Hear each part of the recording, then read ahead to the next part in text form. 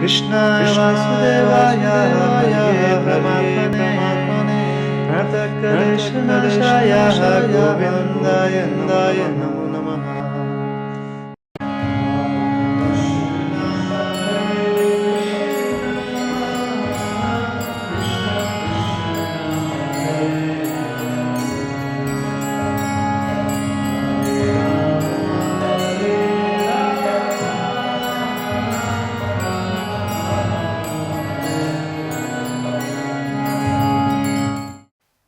हरे कृष्णा। मेरा नाम वृंदावन चंद्र दास है और मैं अंतर्राष्ट्रीय कृष्ण भावनामृत संघ का एक सदस्य हूँ। आज साधना टीवी की तरफ से हमें एक अवसर मिला है जिसके माध्यम से हम आपसे जुड़ सकते हैं और ये हम कार्यक्रम करेंगे जिसमें भगवद गीता, भागवतम और दूसरे दूसरे उपनिषद पुराणों के अंदर से जो भी उसकी शिक्षाएं हैं उसको हम आपसे साझा करेंगे, जिसके माध्यम से ये एक मंथन की तरह होता है कि श्रवण और कीर्तन होना। जब श्रवण और कीर्तन होगा तो जो श्रोता है और जो वक्ता है दोनों का ही आध्यात्मिक विकास होता है। तो हम ये कार्यक्रम शुरू करें उससे पहले मैं आपको थोड़ा सा अपने जीवन का परिचय देता हूँ। मैं जब बहुत छोटी आयु में था तो भगवान की प्रेरणा से, राधा कृष्ण के आशीर्वाद से मैं इस अंतर्राष्ट्रीय कृष्ण भावनामृत संघ से जुड़ा। और जब यहाँ से जुड़े तो मुझे ये समझ आया छोटी ही आयु में, ये केवल एक मंदिर ही नहीं है, ये एक संस्था है। वो ऐसी संस्था जहाँ पर आपको शिक्षा दी जाती है। वो शिक्षा दी जाती है कि आपको बताया जाता है कि कैसे कैसे कार्य करेंगे, किस प्रकार से उस चलेंगे आध्यात्मिक जीवन के अंदर। आपको पहले शिक्षा दी जाती है हमारी संस्था में कि क्या क्या कार्य करने चाहिए जिससे भगवान की प्रसन्नता होती है, क्या क्या एक इंसान की जिम्मेदारी हैं आध्यात्मिक जीवन के प्रति और भौतिक जीवन के लिए भी, और फिर उसको कैसे चला जाए। तो आपको इस वस्त्रों से लग रहा होगा कि हम 100% एक ब्रह्मचारी या फिर एक डेडिकेटेड सिर्फ केवल 24 घंटे यही एक लेक्चर का काम, ऐसा नहीं है। भक्ति हमारा जीवन का मेन आधार है, मेन लक्ष्य है और यही मेन कार्य है। इसको एक सहायता के लिए आप सब लोगों की तरह मेरे भी बिजनेसेस हैं। मैं भी कुछ गवर्नमेंट के संग, कुछ प्राइवेट में बिजनेस में इन्वॉल्व हूँ। तो उससे एक अपने आप को भी हम सहायता लेते हैं जीवन को चलाने के लिए, और कोई भी हम आध्यात्मिक कार्य करते हैं हम उसका कोई पैसा नहीं लेते, 100% फ्री ऑफ कॉस्ट। क्योंकि अध्यात्म को व्यवसाय ना बनाया जाए। केवल जो महान सन्यासी हैं, जो साधु संत हैं, केवल वो ही अपने जीवन को चलाने के लिए, मंदिर मठ को चलाने के लिए पैसा ले सकते हैं। और जो व्यक्ति गृहस्थ जीवन में है वो कभी भी भक्ति के माध्यम से पैसा नहीं लेता। तो इसीलिए मैं भी आप सब लोगों की तरह अपना बिजनेस में इन्वॉल्व हूँ और भगवान के आशीर्वाद से अच्छे से हम काम कर रहे हैं। ये मेरे जीवन का परिचय था और आज से हम आपको भगवद गीता, श्रीमद् भागवतम का ये जो कथा है और ये प्रवचन चलेगा, और आशा करते हैं कि इसको इस तरीके से बोला जाए कि एक लेमैन लैंग्वेज में, मतलब कि बहुत सरल भाषा में इसमें बोला जाए। मैं नहीं चाहता कि ये ऐसा हो कि व्यक्ति जैसे रोज रोज रेस्टोरेंट में, ढाबे पे नहीं खा सकता। मतलब कि एक ऐसी कथा ना हो जिसमें बहुत बहुत बहुत बहुत संस्कृत के श्लोक बोले जा रहे हैं, सुनने में बहुत अच्छा लग रहा है लेकिन समझ कुछ नहीं आ रहा। Information is for transformation. मतलब कि अगर कोई बात शास्त्रों की बोली जा रही है तो लक्ष्य यही रहेगा कि व्यक्ति को समझ आए, उससे बदलाव आए उसके हृदय के अंदर। आपका कोई भी प्रश्न है, आपका कोई भी प्रश्न है, उसके लिए एक नंबर दिया जाएगा, आप उस पर व्हाट्सएप करके आप हमसे प्रश्न पूछ सकते हैं और आशा करेंगे कि शास्त्र के अनुसार उसका उत्तर दिया जाए। एक भक्त, एक वक्ता वही है जो शास्त्र से कभी भी बाहर नहीं जाता किसी भी परिस्थिति में। और आपको ये जो जिस भी माध्यम से आप देख रहे हैं, आप कमेंट सेक्शन में भी अपने प्रश्नों को भेज सकते हैं, जिसको अगले सेशन में मैं आपको जरूर उत्तर देने का प्रयास करूंगा शास्त्रों के अनुसार। आपको इसमें अभी स्क्रीन पे नंबर भी शेयर किया जाएगा, आप कभी भी इस पे व्हाट्सएप करके आप अपने आध्यात्मिक प्रश्नों को पूछ सकते हैं। देखिए, जब हम श्रीमद् भागवतम की कथा सुनते हैं, आपको समझना पड़ेगा कि कथा किसने बोली, किसको बोली, किस वातावरण में बोली और उसका उद्देश्य क्या था। हाँ जी, जैसे श्रीमद् भागवतम शुकदेव गोस्वामी ने महाराज परीक्षित को बोली। अब परीक्षित महाराज को, वो भारतवर्ष के राजा थे, परीक्षित महाराज भारतवर्ष के राजा, उनको पता था कि अब 7 दिनों के अंदर मेरी मृत्यु है। अब मृत्यु का तो हर एक व्यक्ति को पता है कि एक दिन वो मरेगा, लेकिन उसका एहसास नहीं है। भगवान को सब जानते हैं कि हाँ ये भगवान है, ये मेरे इष्ट हैं, मैं इनको मानता हूँ, वृंदावन में भगवान मिलेंगे, बद्रीनाथ में भगवान मिलेंगे, लेकिन उस भगवान का एहसास नहीं है। ये जो संघर्ष है ना आध्यात्मिक जीवन का, धर्म पे चलने का, ये सिर्फ संघर्ष किस लिए है कि हमें एहसास हो कि हम, ये पहली बात है, शरीर नहीं है, दूसरी बात कि आत्मा है। अब जब इतना एहसास होगा तो फिर समझ आएगा कि आत्मा का परमात्मा से क्या संबंध है। तो ये जो हमारा पूरा शास्त्र, पूरा सिद्धांत दे रखा है, ये इसलिए नहीं दे रखा कि एक व्यक्ति को बहुत बड़ा ज्ञानी बनाना है। ज्ञान की कोई इसमें, इस संसार में ज्ञान की, आपके यश की, आपके बल की, किसी भी तरीके से कोई इस संसार में एक वैल्यू नहीं है। क्यों? जैसे ही ये शरीर खत्म होगा तो उसी तरीके से ये ज्ञान का भी खत्म हो जाएगा, आपका यश भी उसी दिन खत्म हो जाएगा। क्योंकि हम अभी तक ये समझ रहे हैं कि हम ये शरीर है। जो भगवत गीता बोलती है कि हम एक आत्मा है, हम ये शरीर नहीं है। धेयिनोस्मिन् यथा देहे कौमावनम यौवनम जरा तथा ध्यानतर प्राप्ति धीरस्तत्र न मुह्यते। भगवत गीता बोल रही है कि शरीर एक पहले बच्चा हुआ, फिर जवान हुआ, फिर बूढ़ा हुआ, शरीर छोड़ दिया। और जो भगवान के भक्त हैं, शरीर छोड़ने के समय वो धीरस्तत्र न मुह्यते का अर्थ है कि जो धीरस होता है, जो धीर व्यक्ति है, जो जिसके अंदर समझ है, जिसके अंदर विवेक है, वो घबराता नहीं है। क्योंकि ये एक प्रक्रिया है।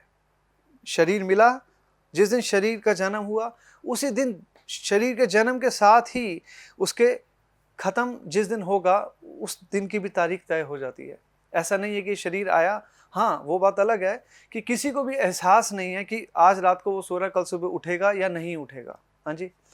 तो भगवत गीता लेकिन हमें पहले ज्ञान देती है और फिर उस ज्ञान को एहसास कैसे किया जाए, आत्म साक्षात्कार कैसे किया जाए, उस पर चलने का मार्ग बताती है। जब हम धीरे धीरे धीरे करके प्रयास करते हैं तो एक समय ऐसा आता है जब आत्मशुद्धि होती है।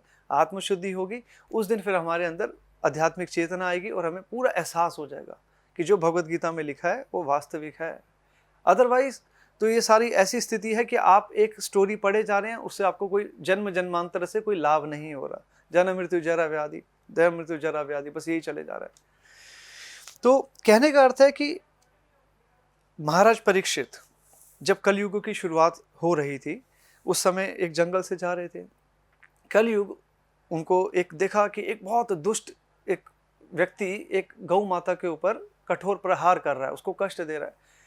जो एक राजा है उसका कर्तव्य है कि गौ माता जो भगवान को अति प्रिय है, जो ब्राह्मण भगवान को अति प्रिय है। अब ब्राह्मण, अब इसमें भी हमारे पूरा देश बटा पड़ा है इस जातिवाद में। अब ब्राह्मण केवल भगवत गीता के अनुसार वो ही है जिसके अंदर ब्राह्मण वाले गुण हैं। जैसे एक व्यक्ति डॉक्टर है तो उसके अंदर वो डॉक्टर वाले गुण हैं तभी वो डॉक्टर है। ऐसा नहीं है कि एक हार्ट स्पेशलिस्ट है और आप उसके पास हृदय का उपचार करवाने गए हैं और आगे जाके आप उसके बेटे के पास भी जाएंगे। क्यों? एक डॉक्टर का बेटा डॉक्टर है, ऐसा कभी भी संभव नहीं है। इंजीनियर का बेटा इंजीनियर, ऐसा कोई संभव नहीं है। एक पायलट का बेटा पायलट, ऐसा कोई संभव नहीं है। अगर डॉक्टर के बेटे को डॉक्टर कहलाना है तो उसको पूरा उसका ज्ञान लेना पड़ेगा, उसको पूरा एक्सपीरियंस होगा और उसको एक प्रमाणिकता मिलेगी। किससे? एक रेप्यूटेड ऑर्गेनाइजेशन से। अब जैसे कोई व्यक्ति डॉक्टर बनता है, ऐसा नहीं है कि घर में से निकला बोले कि हाँ मेरे को पूरा ज्ञान है, मैं इंजेक्शन लगाना जानता हूँ, मैं दवाइयाँ देनी जानता हूँ। नहीं, आपके पास सर्टिफिकेशन होना चाहिए जो अथॉरिटीज़ होती हैं उनका। इसी प्रकार से अगर कोई व्यक्ति ब्राह्मण है, ब्राह्मण सर ऐसा नहीं है कि उसने एक शर्मा परिवार में, मिश्रा परिवार में, कौशिक परिवार में जन्म ले लिया तो वह व्यक्ति ब्राह्मण कहलाएगा। हमारे भारत देश में एक इस तरीके का बहुत एक सालों से, सदियों से माहौल चला कि व्यक्ति परिवार में जन्म ले लिया तो उसको लगता है कि वो ब्राह्मण है। जैसे जन्म से अगर देखा जाए तो मैं एक ऐसे परिवार में जन्म लिया जहाँ ब्राह्मण का पूरा उनके पीछे हम ब्राह्मण का एक जाति का इस्तेमाल करते थे। लेकिन जैसे जैसे हम भगवत गीता को समझे, गुरुजनों के अधीन होके, तो समझ आया कि ये तो बस एक शब्द है केवल, कि एक व्यक्ति लगा दिया कि मेरा नाम ऐसे ऐसे करके शर्मा है या मिश्रा है, कुछ भी। ब्राह्मण भगवत गीता बताती है कि कौन है, जिसके अंदर सत्यता है, जिसके अंदर तपस्या है, जिसके अंदर सफाई है, जिसके अंदर बहुत ज़्यादा सत्यता के अंदर ईमानदारी आ जाती है, तपस्या के अंदर आपकी भक्ति आ जाती है, तो कहने का अर्थ है ब्राह्मण के बहुत सारे गुण हैं जिसकी लिस्ट को पूरा करते करते व्यक्ति थक जाएगा। ब्राह्मण ऐसा नहीं है कि आपका जन्म हुआ और एक आपको सरकार से एक सर्टिफिकेट मिला कि आप इस जाति के व्यक्ति हैं, ये गलत है। अब इसी जातिवाद के चक्कर में विनाश हो जाता है और ये जातिवाद ठीक नहीं है। जैसे एक पायलट का बेटा पायलट नहीं हो सकता, डॉक्टर का बेटा डॉक्टर नहीं हो सकता, इसी प्रकार से ब्राह्मण का बेटा भी ब्राह्मण नहीं होगा। शास्त्र कहता है जो व्यक्ति ब्राह्मण परिवार में जन्म लिया लेकिन कर्तव्य से वो ब्राह्मण नहीं है तो उसको बोलते द्विजबंधु, वो ब्राह्मण नहीं होता कभी भी। तो ये वास्तविक एक अंडरस्टैंडिंग है। जैसे आज पूरे देश में विरोध होता है कि एक राजनेता है, उसका बेटा राजनेता क्यों बने जब तक उसमें वैसे गुण ना हो। बस उसके पिताजी नेता थे तो वो भी नेता बनेगा और शोषण करेगा। ये कहने का ये चीज़ बहुत ज़्यादा गलत है। इसी प्रकार से अगर कोई व्यक्ति बोलता है कि वो ब्राह्मण है तो भगवत गीता पढ़नी चाहिए और उसको ब्राह्मण के गुण देखने चाहिए। अदरवाइज ये अनुरोध है कि इस चीज़ को ना माना जाए, क्योंकि कोई व्यक्ति उठ के बोले उसके अंदर नशा वो करता है, मांसाहार वो करता है, अवैध संबंध वो बना रहा है, तो वो कहाँ से फिर ब्राह्मण हो गया। आप समझिए, आप जिस परिवार में मैं था वो ब्राह्मण थे, लेकिन हमने देखा सब लोग विदेश जा रहे हैं, सब कुछ कर रहे हैं और हर प्रकार का उसमें गलत कार्य आचरण है, तो वो ब्राह्मण नहीं है। ऐसा हो सकता है कि सरकारी दृष्टि में आप एक कागज़ के अंदर ब्राह्मण है, लेकिन भगवान आपको, देवी देवता आपको ब्राह्मण नहीं मानेंगे, एक सभ्य समाज साधु संत आपको ब्राह्मण नहीं मानेंगे। और अब अगला एक हमारा सवाल ये है कि भगवत गीता हमें बता रही है कि हम क्या हैं। गुण कर्म विभागश्च, भगवान ने बोला चतुर्वर्णम मया शिष्टम गुण कर्म विभागश्च। गुण और कर्म के आधार पर भगवान ने बोला है। अगर व्यक्ति के गुण ब्राह्मण वाले नहीं है, कर्म उसके ब्राह्मण वाले नहीं है, हाँ जी, गुणों से और कर्मों से वो क्षत्रिय है, वैश्य है, आप ब्राह्मण का कपड़ा पहन लिया, धोती कुर्ता पहन लिया, तिलक लगा लिया और आप पूरा दिन पैसा के विषय में आप चिंतन करते रहते हैं, हाँ जी, पूरे दिन आप कोई ना कोई सोचते कि यहाँ से पैसा मिल जाए, यहाँ से पैसा मिल जाए, इधर से मिल जाए, तो आपके फिर वैश्य वाले गुण हैं, फिर ब्राह्मण वाले गुण नहीं। ब्राह्मण तो वो है सबसे बेसिक अंडरस्टैंडिंग ये कि उसे पता है I am not this body, I am soul, मैं ये शरीर नहीं एक आत्मा हूँ, जिसको ब्रह्म का अनुभव हो। This is the bare minimum criteria. If one wants to become Brahmin then this should be the basic realization. इतना तो उसे अनुभव होना चाहिए कि वो एक शरीर नहीं आत्मा है, तब व्यक्ति ब्राह्मण होता है। अब भगवत गीता अगर हम शास्त्रों को पढ़ते हैं, शास्त्र बताते हैं कि ये देवी देवता हैं, ये भगवान हैं, ये मनुष्य है, और ऐसे ऐसे करके पूरी सृष्टि की संरचना हुई है। जो शास्त्र में बता रहे हैं कि भगवान कौन है, वही शास्त्र हमें ये भी बता रहे हैं कि क्या क्या कार्य करने चाहिए जिससे भगवान की प्रसन्नता होती है। भगवान की प्रसन्नता मतलब नेचुरली हर एक व्यक्ति को लगता है भगवान मेरे से प्रसन्न हो गए तो ये जो षड ऐश्वर्य हैं, उसका यश, उसकी सुंदरता, उसका ज्ञान, उसकी वैराग्य, उसकी जो अपार जिसे बोलते हैं शक्ति, हाँ जी, तो ये सब चीज़ें बहुत सारी बढ़ जाएंगी उसकी। इसमें से कोई भी एक चीज़ आज संसार में बढ़ जाती है तो व्यक्ति अपने आप को अनुभव करने लगता है कि वो बहुत महान है। जैसे साधु संत को आम समाज में क्यों लोग इतना ज़्यादा प्रणाम करते हैं, उनको आदर सम्मान देते, क्यों? उनके वैराग्य को देखते हुए, जो कि ये जो षड ऐश्वर्य निकल रहा है किससे? कृष्ण से। तो साधु संतों के पास वैराग्य है। आप अगर बॉलीवुड सेलिब्रिटीज़ या फिर कोई भी संसारिक सेलिब्रिटीज़ देखें, कोई सुंदरता होता है उस वजह से वो एक लाइमलाइट में आ जाता है। एक व्यक्ति है जिसके पास बहुत सारा पैसा है, वो उसकी शक्ल कैसी भी हो, पैसा है, वो लाइमलाइट में आ जाएगा। एक बहुत बड़ा ज्ञानी है, शक्ल कैसी भी हो तो लाइमलाइट में आ जाए। तो हर एक व्यक्ति को लगता है भगवान प्रसन्न होंगे, इनमें से एक ऐश्वर्य थोड़ा बहुत भी मिल गया तो हमारा जीवन सफल है। जबकि ये विचार गलत है अगर कोई भक्ति की दृष्टि से देखा जाए। भक्ति की दृष्टि तो केवल एक ही है कि भगवान से आपको प्रेम होना चाहिए। आप भगवान से जब जहाँ प्रेम होता है वहाँ पर क्या होता है? एक समर्पण होता है, वहाँ पर आप सेवा करना चाहते हैं। जहाँ पर प्रेम होता है वहाँ पर आप सेवा लेना नहीं चाहते। जो व्यक्ति के अंदर भावना है कि हमें भगवान से ये मिल जाए, ये भौतिक यश मिल जाए, ये ऐश्वर्य मिल जाए, तो फिर आप मान लीजिए, कम से कम ये मानना पड़ेगा कि आपको या फिर हमें भगवान से प्रेम नहीं है।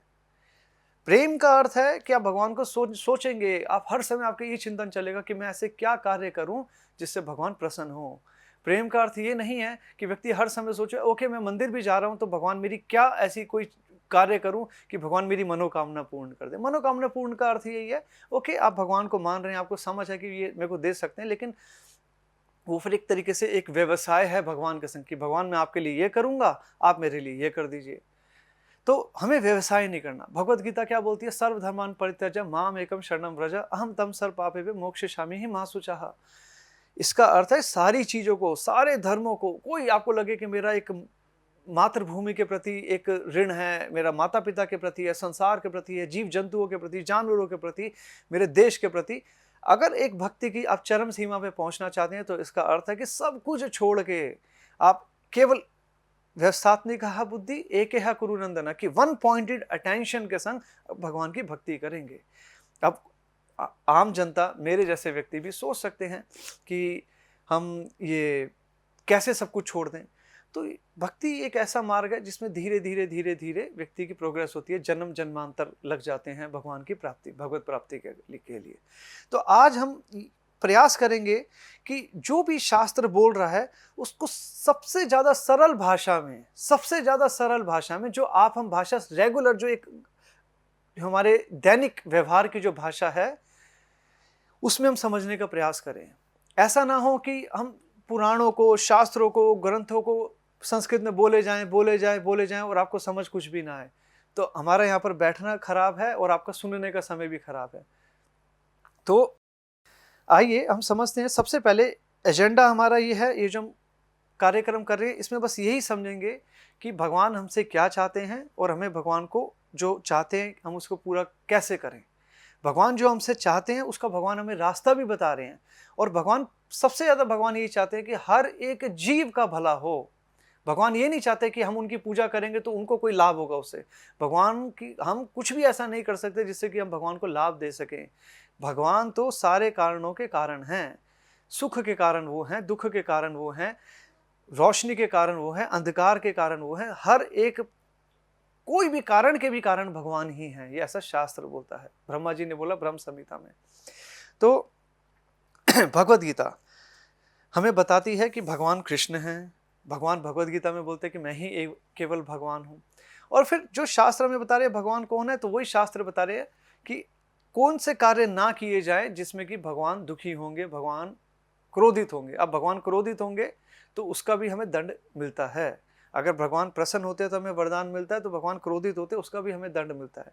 तो हमें इस चीज़ को हमेशा समझना चाहिए। ऐसा नहीं होता कि कोई व्यक्ति घर से निकला बिजनेस करने के लिए, केवल वो यही सोच रहा है पॉजिटिव माइंडसेट के संग कि मैं तो इसमें कमा के ही निकलूंगा, कभी मेरा लॉस नहीं होगा। Being positive is a great thing, लेकिन 100% आप ओवर कॉन्फिडेंट हैं उसमें व्यक्ति मुंह के बल गिरता है और फिर संभलने का भी मौका नहीं मिलता।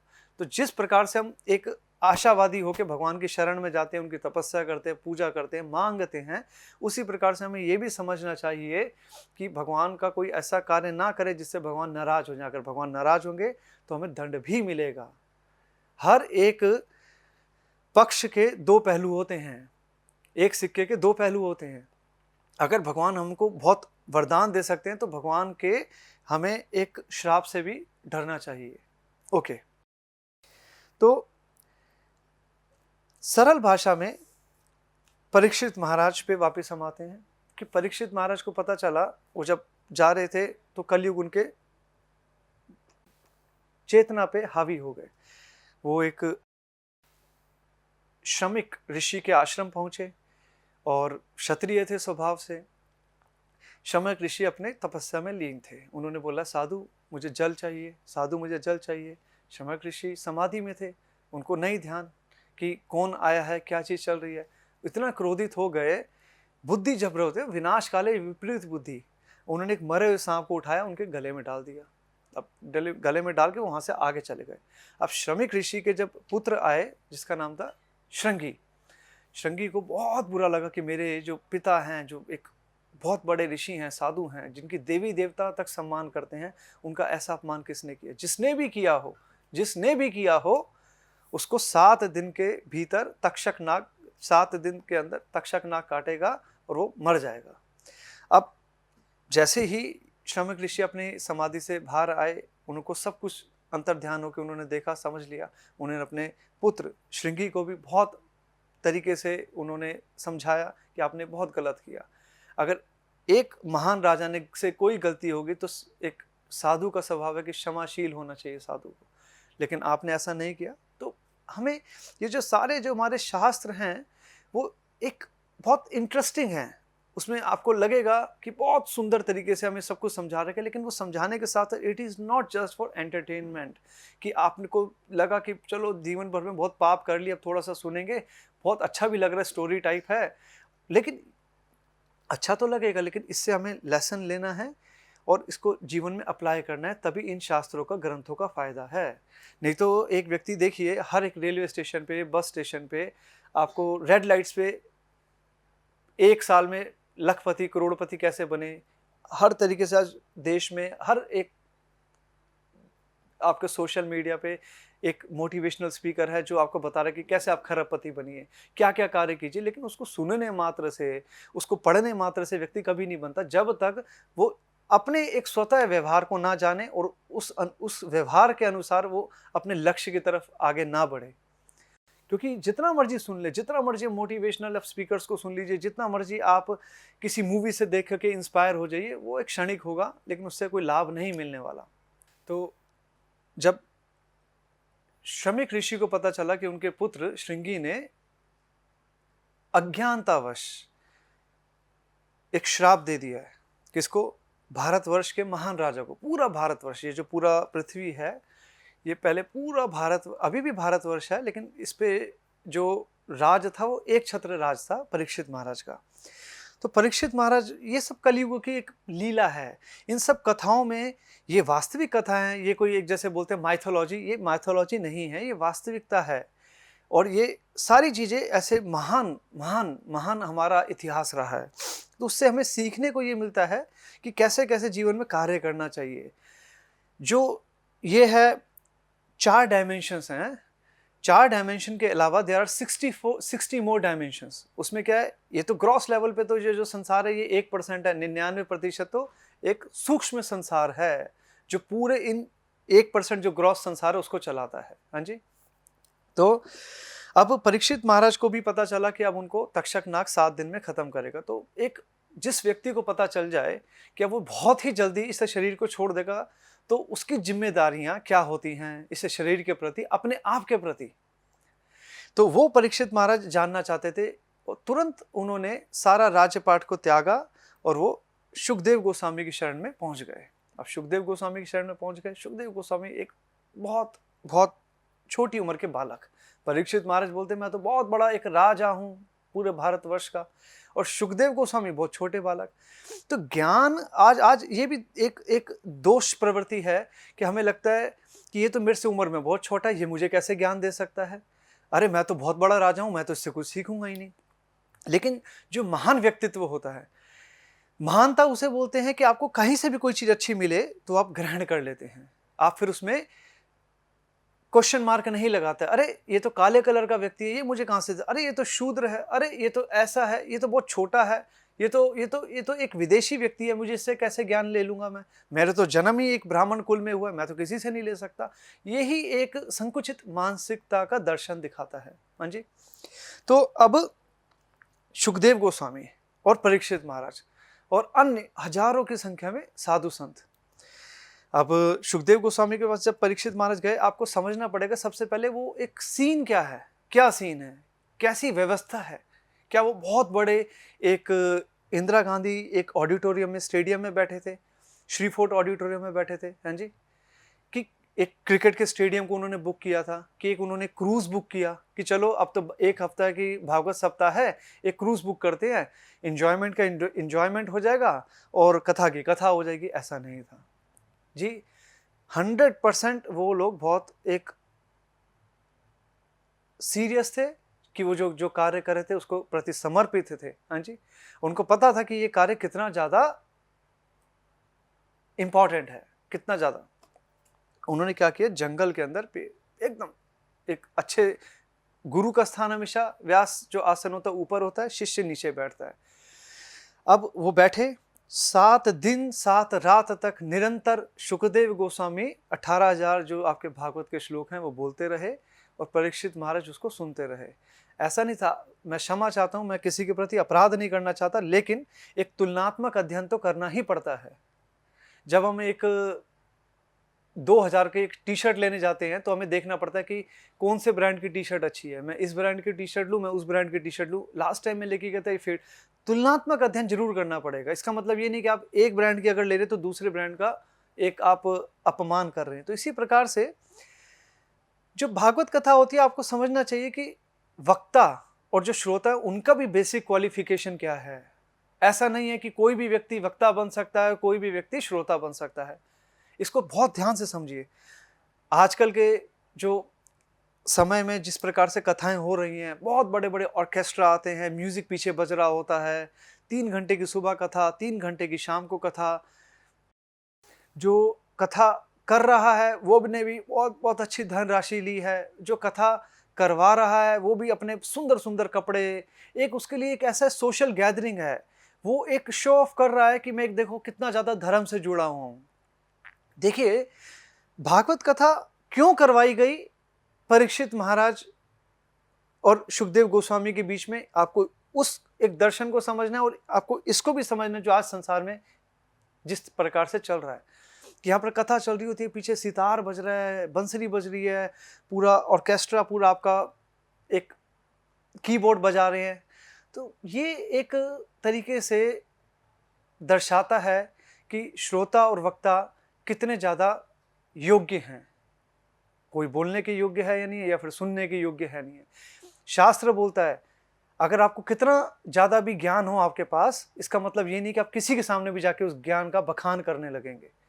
ज्ञान केवल उसी व्यक्ति से साझा किया जाता है कि जो उसके योग्य होता है, क्योंकि ये भी ज्ञान का अपमान है कि आप कहीं भी जाके आप ज्ञान की बात करने लगे और सामने वाला व्यक्ति उस योग्य ही नहीं है, तो आप इसका मतलब ज्ञान का अपमान कर रहे हैं। आजकल के संसार में जो देखा जाता है ज़्यादातर, ये हम भी देख रहे हैं, आप भी देख रहे हैं, बस उसको हम डिस्कस कर रहे हैं क्षमा मांगते हुए कि हम किसी को अपराध नहीं करना चाहते। बस ये एक आपके और हमारे भले के लिए इसको समझ के तुलनात्मक अध्ययन करके इससे लाभ लेना चाहते हैं। बस कि कथा जब भी हो बहुत सिंप्लिसिटी से, सरलता से हो, उसमें कोई पीछे फालतू का म्यूजिक ना हो। जिस प्रकार से परीक्षित महाराज और जिस प्रकार से सुखदेव गोस्वामी ने इस कथा को किया, वैसे ही हमें करना चाहिए। परीक्षित महाराज ने तो पानी भी नहीं पिया बीच में, वो महान व्यक्तित्व थे, आप पानी पी लीजिए, लेकिन one should not cross the line, one should never cross the border. एक लाइन बनानी चाहिए जीवन में हमेशा कि यहाँ तक तो चलो हम कर सकते हैं, इसके ऊपर नहीं कर सकते। अब कथा के बीच में 3 घंटे की सुबह, 3 घंटे की शाम को व्यक्ति हर प्रकार के लोगों से मिल रहा है। जिसने ऑर्गेनाइज करी है कथा, उसके गेस्ट आए जा रहे हैं, वो हर 5 मिनट में उठ के किसी का वेलकम कर रहा है, कभी किसी का वेलकम कर रहा है। इस तरीके से कथा का कभी किसी को कोई लाभ नहीं होने वाला। 1000 करोड़ भी कथाएं जब हो जाएंगी इस पृथ्वी पे, तब भी किसी को लाभ नहीं मिलने वाला। कहने का अर्थ है, आजकल तो ये भी देखा गया, एक कथा हो रही है भागवत कथा, भागवत सप्ताह क्रूज में, भारत से क्रूज जाएगा, सिंगापुर तक क्रूज जाएगा। तो आपको लगता है कि इस प्रकार की कथा से किसी को आध्यात्मिक लाभ होगा? कभी भी नहीं होगा। जो कर रहे हैं वो भी अपराध और पाप कर रहे हैं।